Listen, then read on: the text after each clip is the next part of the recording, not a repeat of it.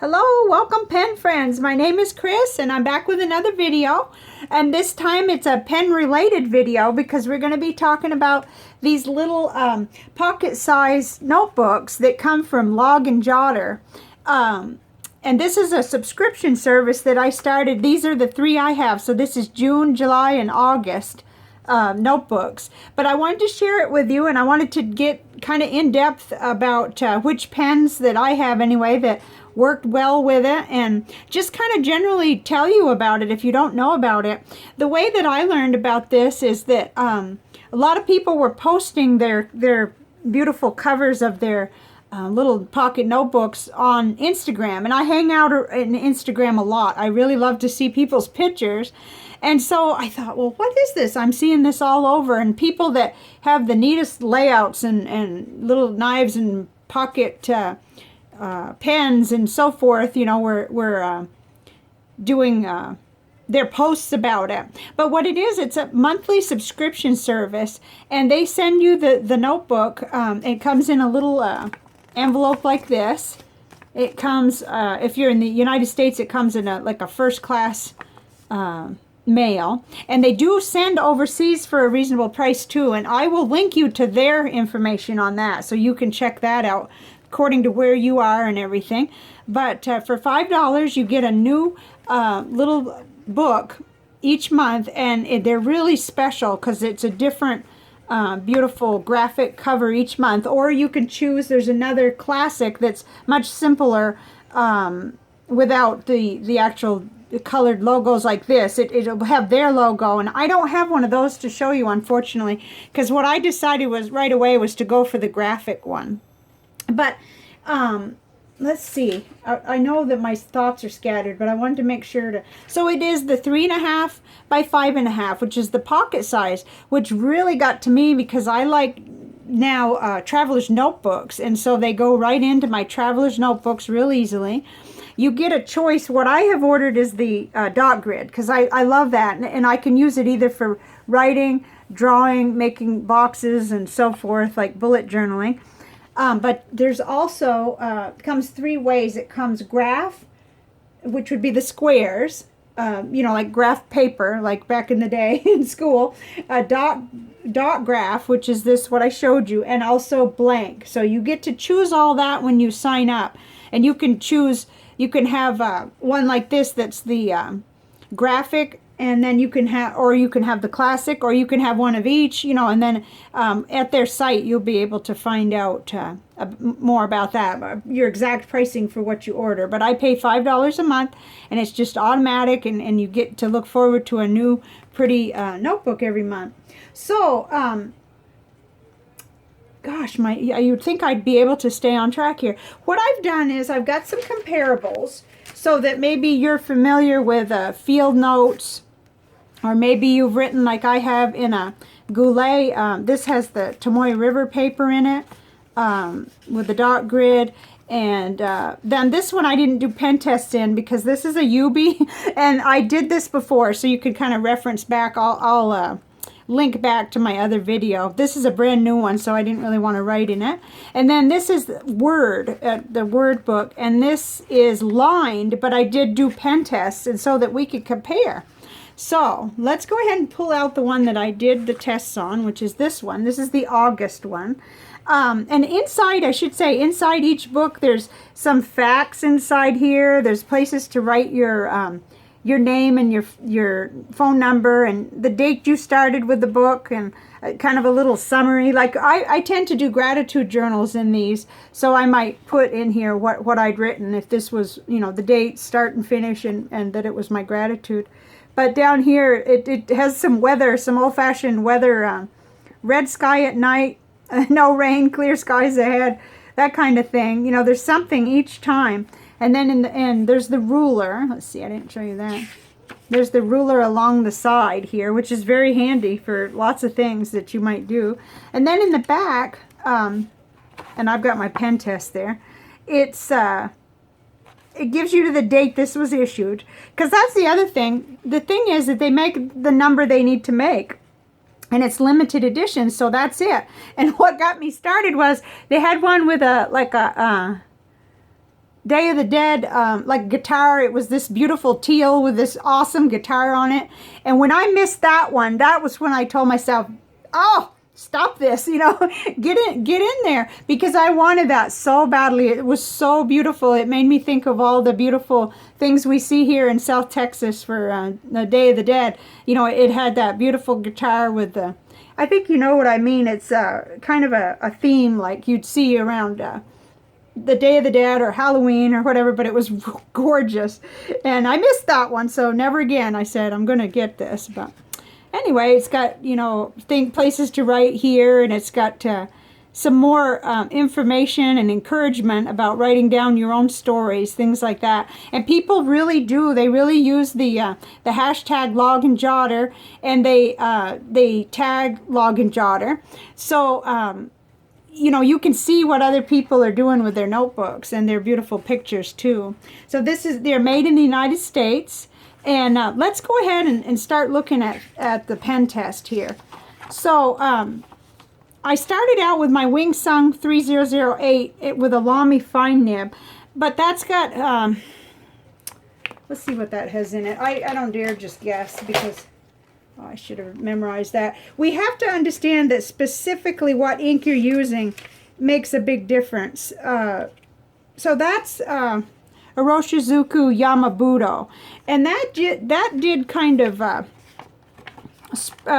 feather. I guess I want to call it spread, but it did feather a little, and it didn't quite bleed through, but it was a little more than I like. But then down on my TWSBI Eco T with fine nib. What do I have in that? Good grief.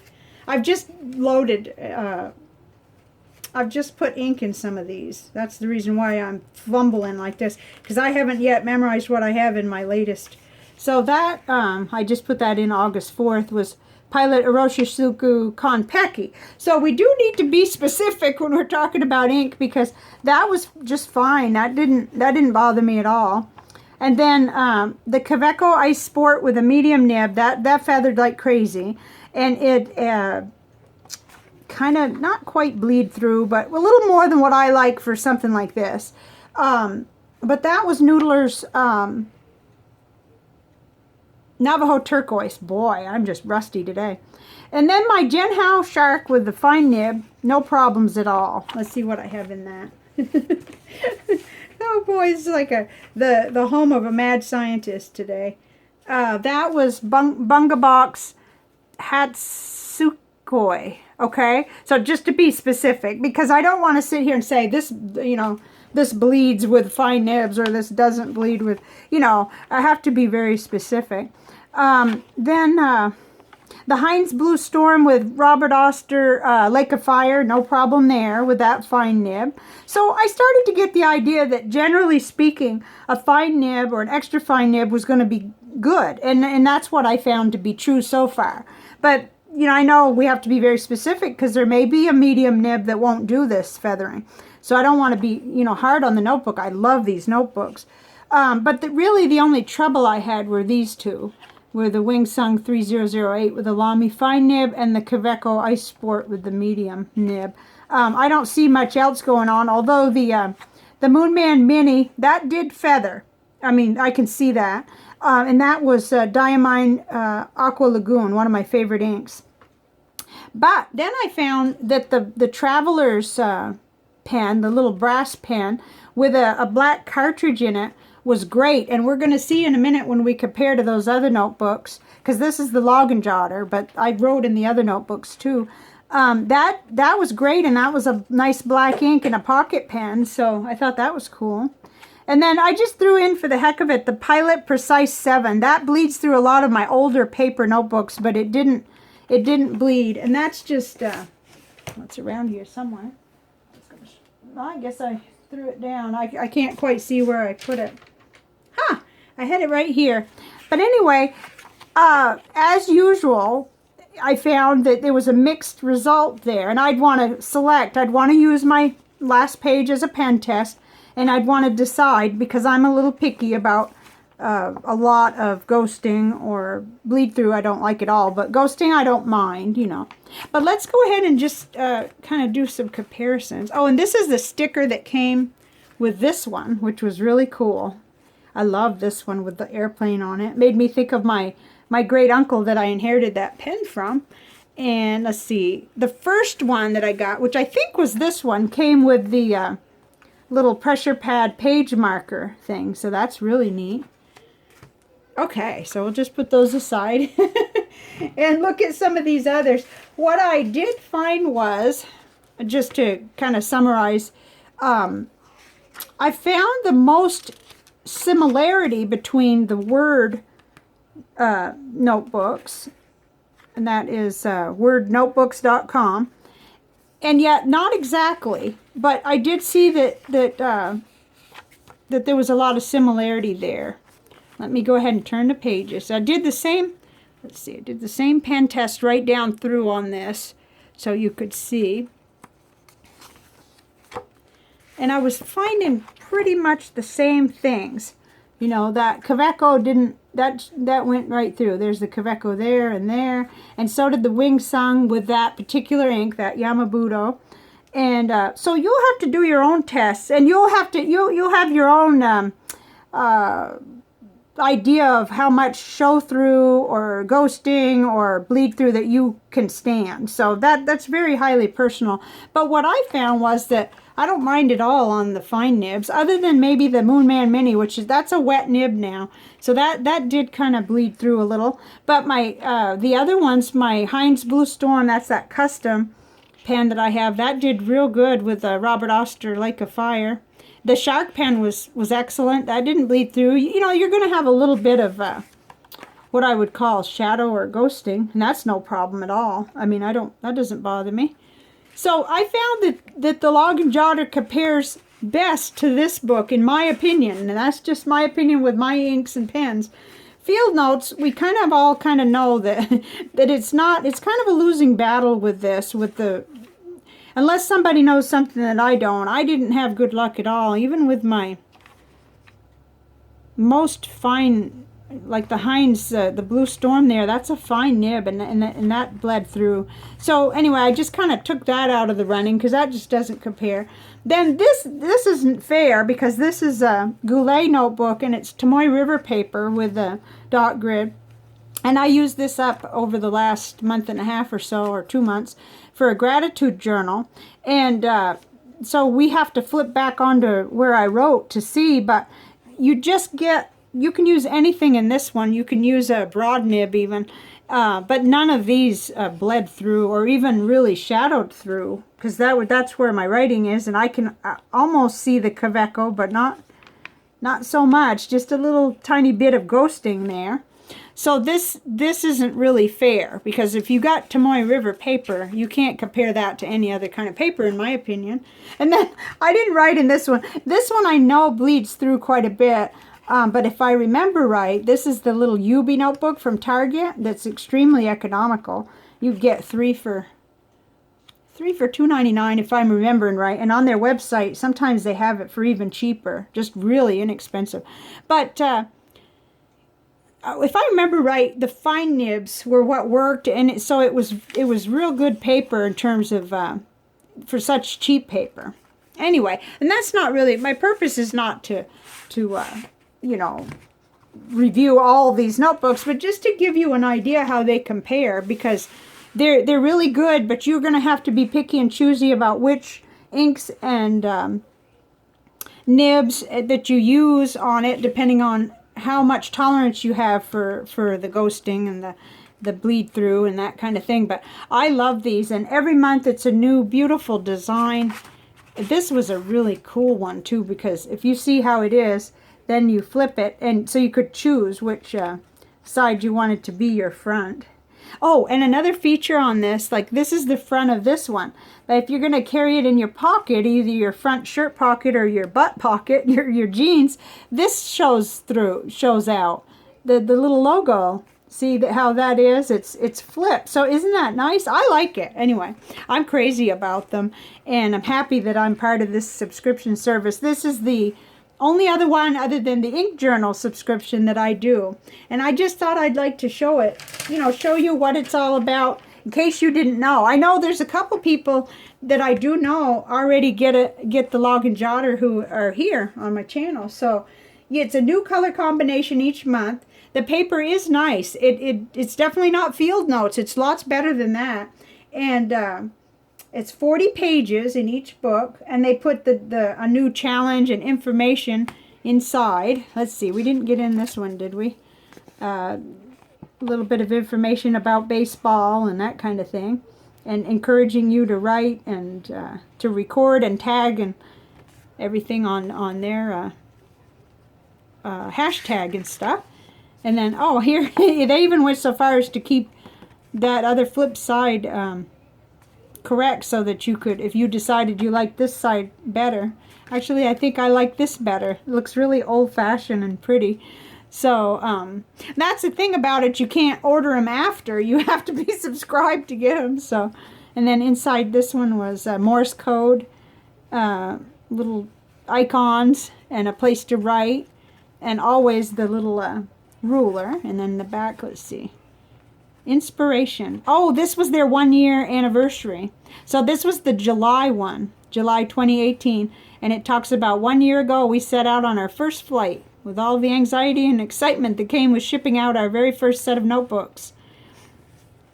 Oh, goodness. So they started out with 85 people, and I think I read somewhere in here that now they print over 1,200.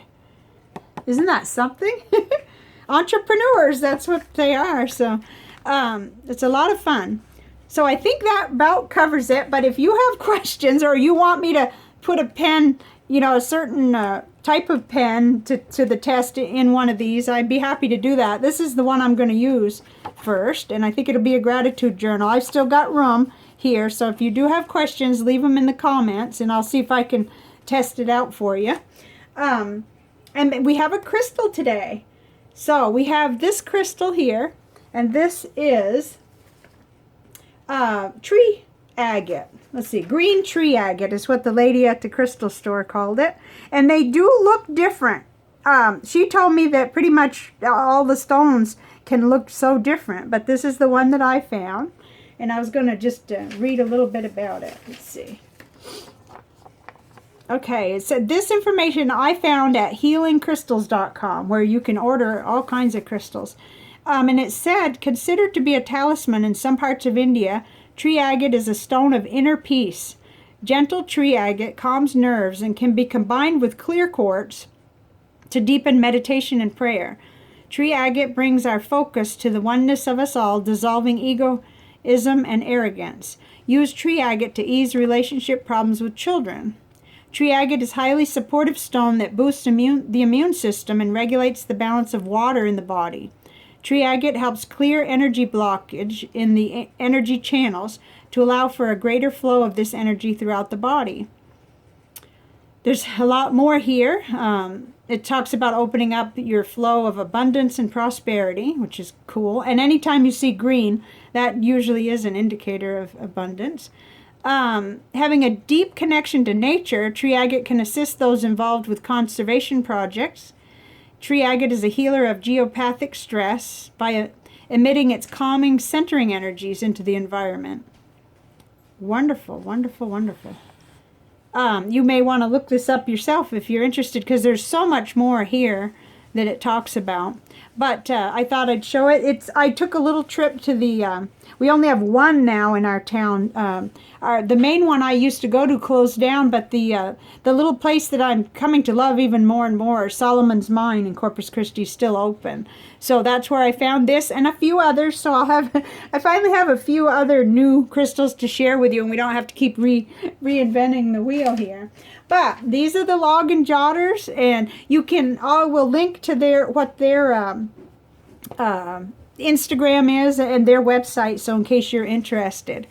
And thank you so much for watching. I pretty much recovered from my fall, with my collision with the dog, but then I hurt my back, which makes sense because you know what happens when you're trying to favor your feet or your legs, and then you're putting more pressure on your back. So I'm having to deal with, another, little setback. But I want to get back to making videos. This is what I enjoy so much. So thank you for joining me. I've got more TWSBI videos to come. I've got a box I just received yesterday with the ink journal. So there's going to be more videos. I'm just doing it as my pain isn't too bad and as I, can. So thank you for hanging in there with me. Sorry about the delay on this video. And y'all take care, and please leave some comments so we can discuss this, and maybe there's some other notebooks that I left out. I'd love to hear from you about that.